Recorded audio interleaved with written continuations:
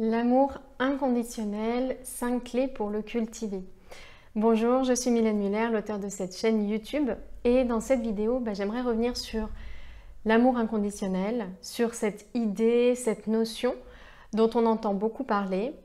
Et parce que moi-même, j'ai pas mal de contresens en fait sur cette idée, j'ai souhaité vraiment faire un petit point sur ce qu'est l'amour inconditionnel, ce qu'il n'est pas et comment le cultiver, ou plutôt en quoi cette idée de le cultiver est inexacte.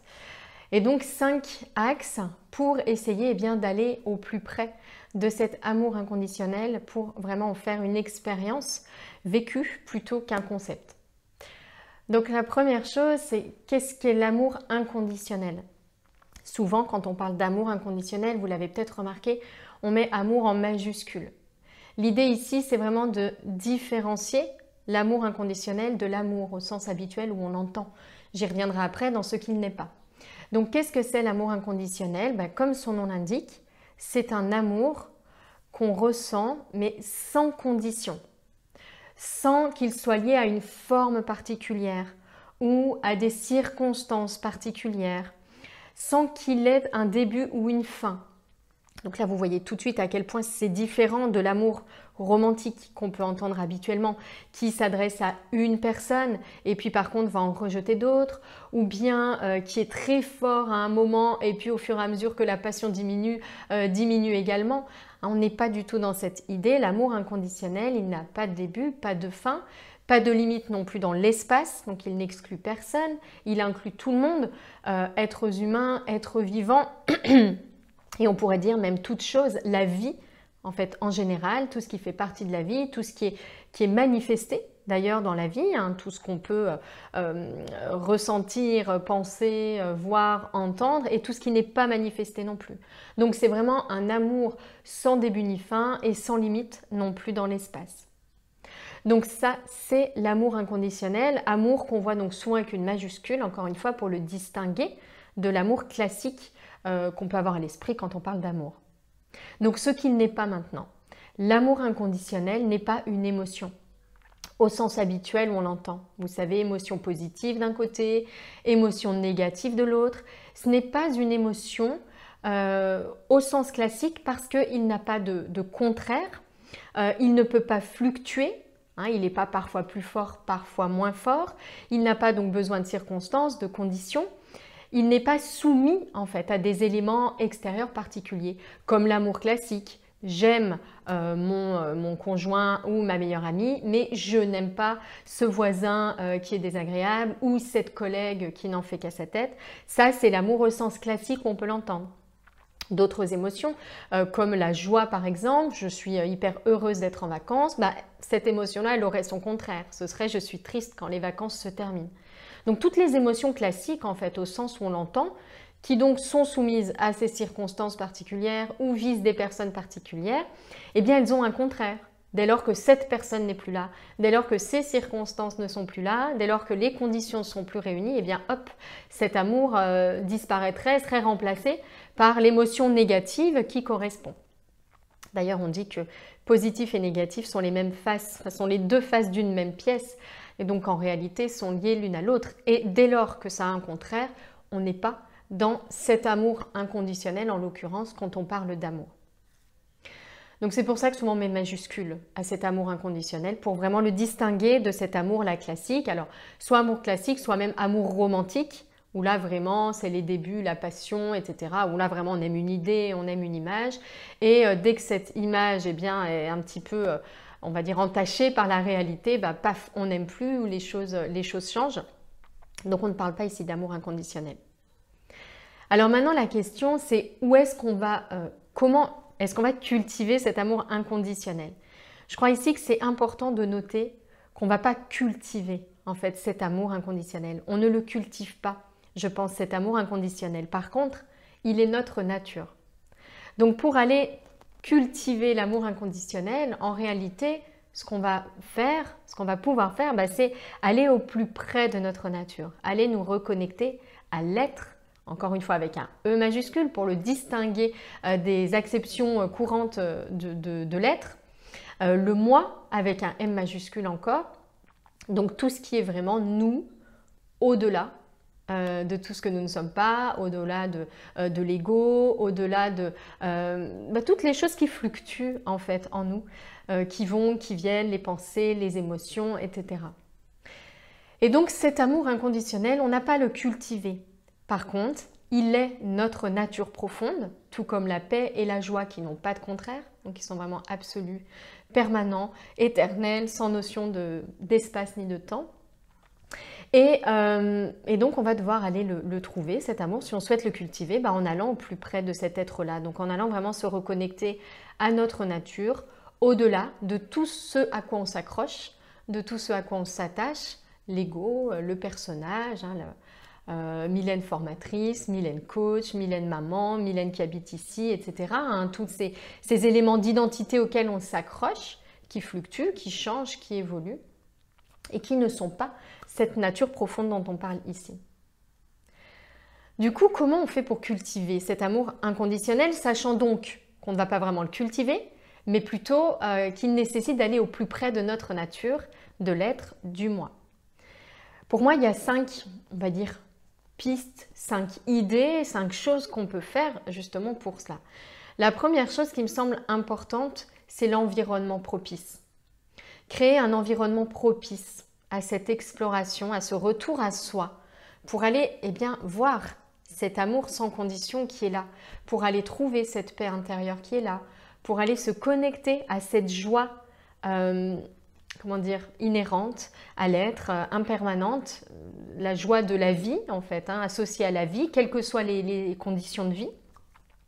Et donc, pour faire cela, je pense qu'il faut vraiment penser à cet environnement propice. Je crois qu'il joue vraiment son rôle. Peut-être qu'au bout d'un moment, on peut se détacher de ce qu'il y a autour de soi, mais je crois vraiment que dans cette phase d'exploration, on a besoin.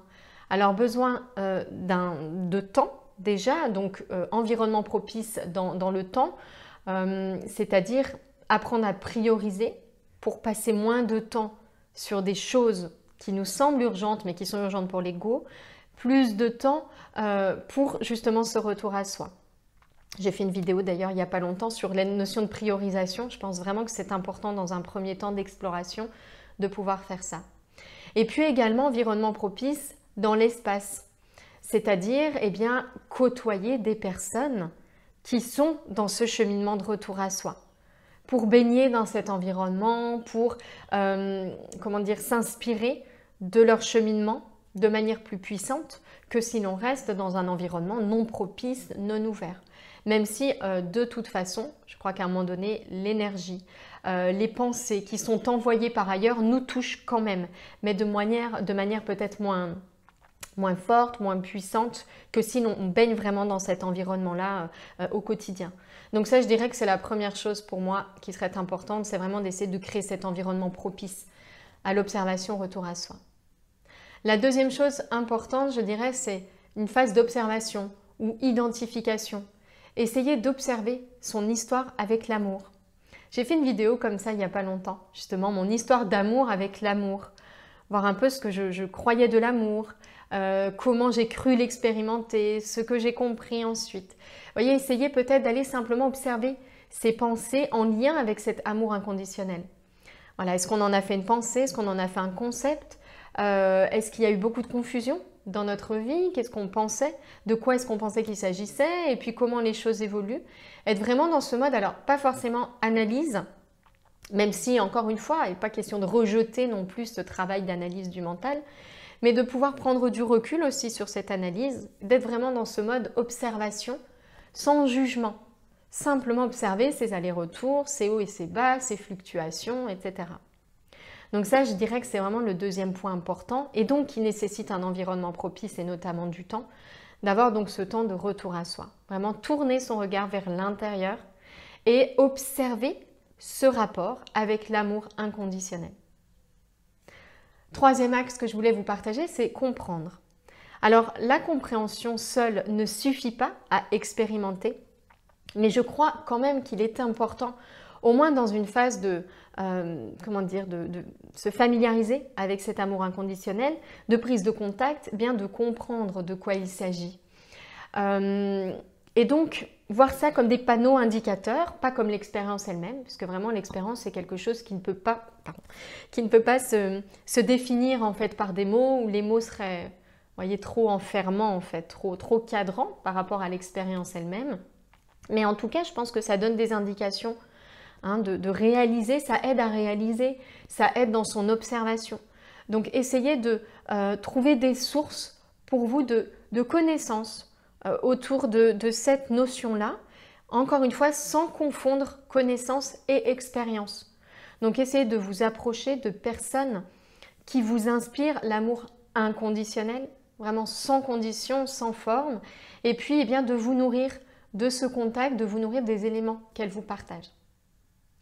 La quatrième clé pour cultiver l'amour inconditionnel, ou plus exactement se rapprocher de sa nature, de la nature de l'être, et faire l'expérience de cet amour qui est un des attributs de cette nature, je dirais que c'est la méditation. La méditation, souvent on la voit comme une technique pour se relaxer, ce qu'elle n'est pas directement. On la voit aussi comme un état d'être, et je trouve que ce sens-là, cette acception-là est vraiment intéressante concernant la méditation. C'est un état d'être attentif, un état d'être ouvert, un état d'être dans l'observation de ce qui est, au-delà des pensées, au-delà des émotions, au-delà des ressentis, au-delà des jugements, des interprétations. Voyez vraiment l'observation de ce qui est. C'est ainsi. Observer ce qui se passe, être attentif, attentive à ce qui se déroule dans notre tête, sous nos yeux, autour de nous, à chaque instant. Et ne pas juger, ne pas ajouter de pensée à ce qui se produit. Simplement vraiment accepter totalement ce qui est amené à soi, sans la résistance intérieure. Dès lors qu'on observe ce qui se passe en soi, on prend conscience de cette résistance, à quel point elle est présente. Vous voyez, il y a vraiment en nous comme une personne qui s'accroche à tous ces éléments qui pour lui forment son identité et qui résiste à cette vraiment acceptation totale de ce qui se produit, de ce qui est de l'instant présent. La méditation, pour moi, c'est vraiment l'état d'être dans l'ouverture, l'écoute, l'observation sans jugement de tout cela. Pour moi, c'est vraiment la quatrième clé pour cultiver l'amour inconditionnel en revenant à sa nature. Apprendre à observer simplement ce qui se passe sans jugement pour être dans l'observation totale et l'acceptation totale. Et puis la cinquième clé que je voulais vous partager, parce qu'en ce qui me concerne, c'est quelque chose que je pratique régulièrement, que j'apprécie. Je ressens de très très belles choses et j'aimerais vous la partager. C'est vraiment la méditation, mais dédiée cette fois à l'amour bienveillant, ou l'amour inconditionnel, ou la compassion. Ici, ce sont vraiment des méditations, contrairement à la méditation précédente qui serait sans objet, qui aurait simplement vocation à être dans l'état d'ouverture et d'observation. Ici, on a vraiment comme idée de faire grandir l'amour en soi. Dans ces méditations, pour cultiver l'amour inconditionnel, on commence vraiment par porter son attention sur des personnes qu'on aime, d'un amour classique, et puis étendre progressivement cet amour et se rendre compte, faire l'expérience de ce que cet amour n'a pas de limite. Il y a souvent des résistances qui vont se produire, observer aussi ces résistances et continuer à faire grandir l'amour, à voir qu'il peut se diffuser de plus en plus. Et plus on en donne, plus on en reçoit. Il y a pas on ne le diminue pas en fait en le donnant. On peut avoir parfois ce réflexe aussi inconscient d'essayer de restreindre. Vous voyez, ça suffit, on a quelques personnes et puis au-delà, il n'y a plus de place. En réalité, on peut faire cette expérience-là, de ce que plus on donne l'amour, plus on le reçoit en échange et plus on s'en sent grandi. Parce qu'en réalité, on revient ici à notre nature profonde et cet amour n'a pas de condition. Au-delà, encore une fois, des pensées, de l'identité, du personnage, des rôles qu'on prend, des peurs qu'on a pour défendre cette identité, eh bien, on fait l'expérience de ce qu'il n'a pas de limite. Et donc, les méditations dédiées à l'amour inconditionnel sont vraiment des méditations, je trouve, propices à cela. J'ai préparé d'ailleurs une de ces méditations vraiment pour cultiver l'amour inconditionnel.